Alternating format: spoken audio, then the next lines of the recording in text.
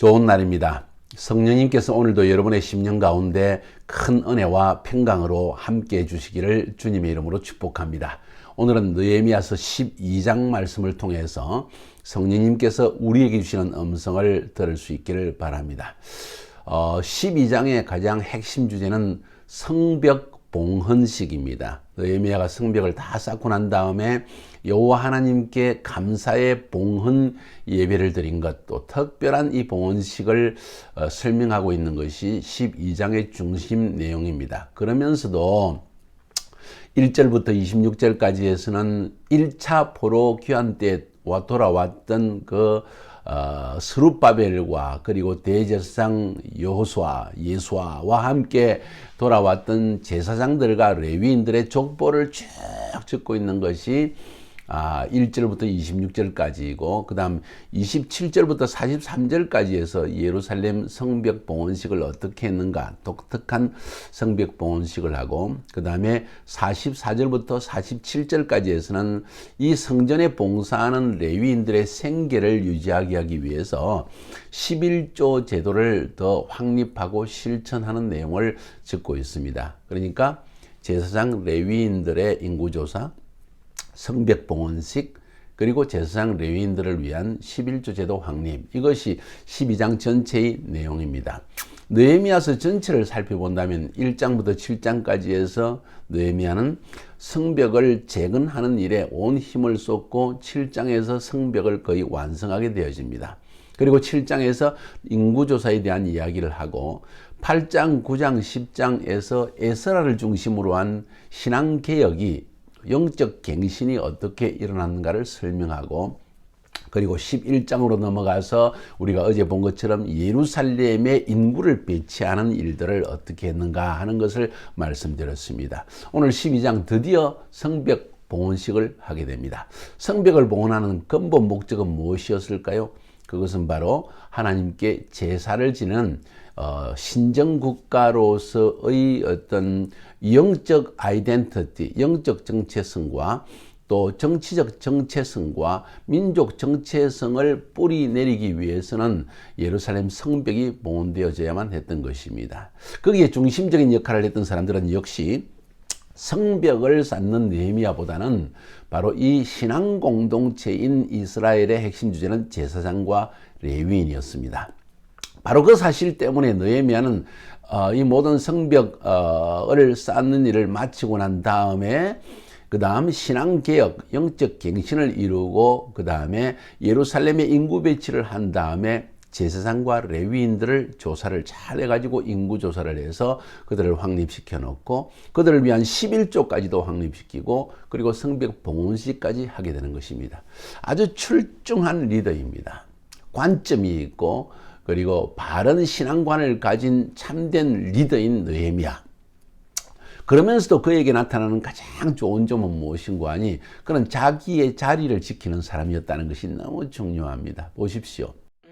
느헤미야는 정치인이요 행정가였습니다. 바로 그 사실 때문에 그에게 하나님께서 예루살렘 성벽을 쌓으라는 명령을 주셨을 때 그냥 말로만 성벽을 쌓는 것 자체만 집중한 것이 아니라 하나님께서 왜 성벽을 쌓으라고 했을까 하는 일에 대한 관심을 기울인 사람이었고 그는 바로 이스라엘 민족들의 신앙 정체성과 민족 정체성을 확립하기 위해서는 성전 제도를 확립하는 것이 중요하다는 것을 알았고 또 토라 말씀 중심으로 백성들이 돌아가지 아니하면 하나님에 대한 신앙은 사라져버린다는 사실을 알고 있었던 것입니다.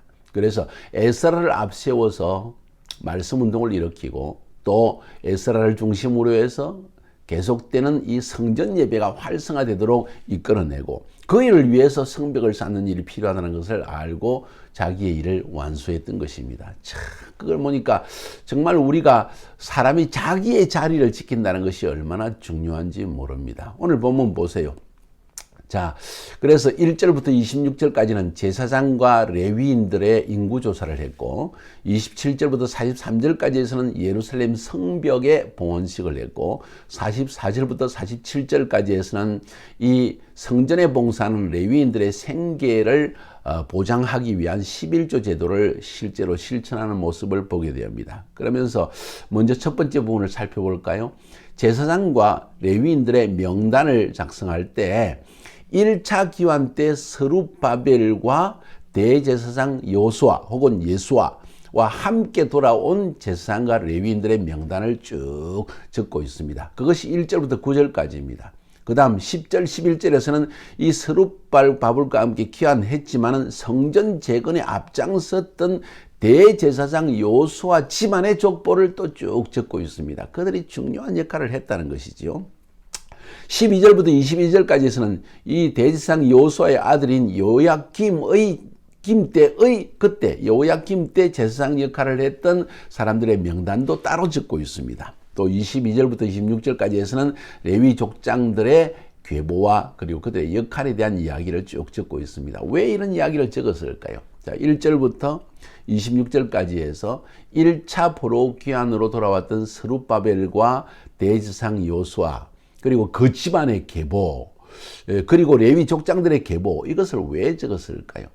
하나님 나라의 이름이 기록되어 있다는 것입니다. 하나님은 이런 사람들의 이름을 꼭 기억하신다는 이야기가 아닐까요? 주님은요 그의 나라를 위해서 헌신한 사람들을 결코 잊어버리는 점이 없습니다.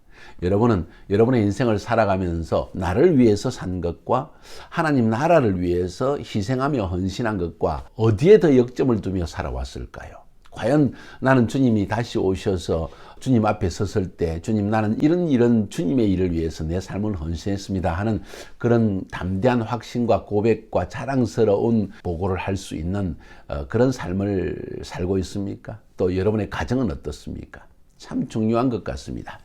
그것이 첫 번째 1절부터 26절까지의 이야기입니다. 두 번째 27절부터 43절까지에서는 어떤 이야기가 나옵니까? 바로 예루살렘 성벽을 봉헌한 봉헌식에 대한 이야기가 나옵니다. 재미있는 것은 성벽 봉헌을 하기 위해서 예루살렘 주변으로 이사와 있는 레위 사람들을 다 부르고 찾아내어서 노래하고 악기를 연주하게 하고 그리고는 이 제사장과 레위 사람들과 이 유다의 방백들, 지도자들을 다 모아가지고 느헤미야는 이렇게 봉헌식을 하라고 하는 특별한 봉헌식입니다. 성벽 위를 걷게 합니다. 그것도 두 때를 나눠 가지고 한 때는 제사장 중심으로 한 때는 느헤미야 중심으로 성벽을 쭉 돌면서 여호와를 찬송하게 하였다 하는 이야기가 기록되어 있습니다. 재미있는 이야기입니다. 느헤미야는 어찌 보면 왕으로 오신 예수 그리스도를 상징하고 제사장들은 바로 구원자로 오신 예수 그리스도를 상징한다 이렇게 표현할 수가 있겠죠. 예루살렘 성벽은 이처럼 하나님의 백성을 보호하는 성벽이요 하나님께 예배하는 하나님 공동체의 정체성을 확립하기 위해서 중요한 역할을 하는 것이 예루살렘 성벽이었습니다. 어찌 생각하면은 믿는 자와 믿지 않는 자를 구별하는 것이 성벽이 아닌가 생각할 수 있는 상징적으로 생각해 볼 수 있는 중요한 면입니다.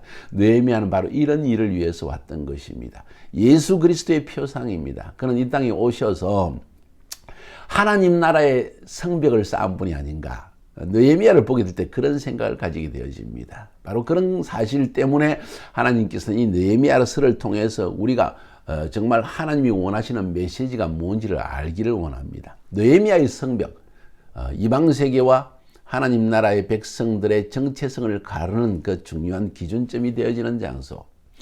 느헤미야는 바로 왕중왕으로 세상의 통치 왕중왕이요 신들 중에 신이신 예수 그리스도께서 오셔서 바로 우리에게 이러한 하나님의 성벽을 쌓아서 하나님의 백성을 보호하고 그들을 구원의 반열 안에 들어오게 하기 위해서 오신 분이다.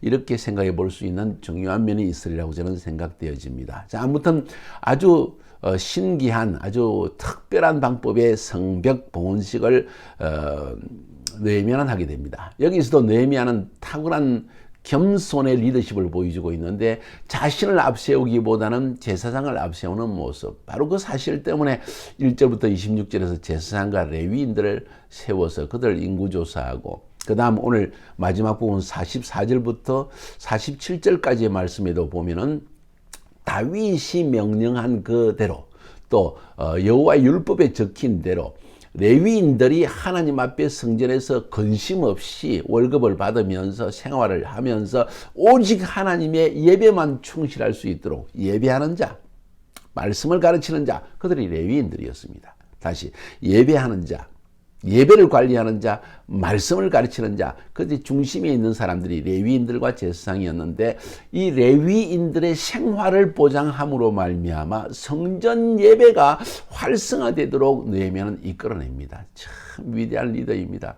단순히 성벽을 쌓는 것으로, 정치적으로 안정시키는 것으로 만족하지 아니하고 그 신앙 정체성을 일으키는 이 리더십의 모습, 이것이 하나님께서 우리에게 보여주는 중요한 내용이 아닌가 하는 생각이 듭니다. 12장 말씀, 여러분 많은 내용이지만 제가 간략하게 말씀드린 이유는 핵심을 잃어버리지 않기 위해서입니다. 제사장과 레위인들의 인구조사를 하고 그들의 11조 제도를 확립하고 성벽 봉헌식을 했는데, 느헤미야는 레위인들, 제사장들을 앞세워서 그들이 중심에 서게 했다는 사실, 느헤미야는 단지 또 한 때를 맡아서 양쪽으로 때를 지어서 성벽을 쭉 돌면서 하나님은 이렇게 왕 같은 느헤미야를 통하여 또 제사장 같은 이 제사장들을 통해서 하나님의 백성을 지켜 보호하신다는 사실을 우리에게 실제적으로 보여주고 있는 것입니다. 이 말씀을 통해서 다시 한번 묵상하면서 주님이 주시는 음성을 여러분이 스스로 들을 수 있기를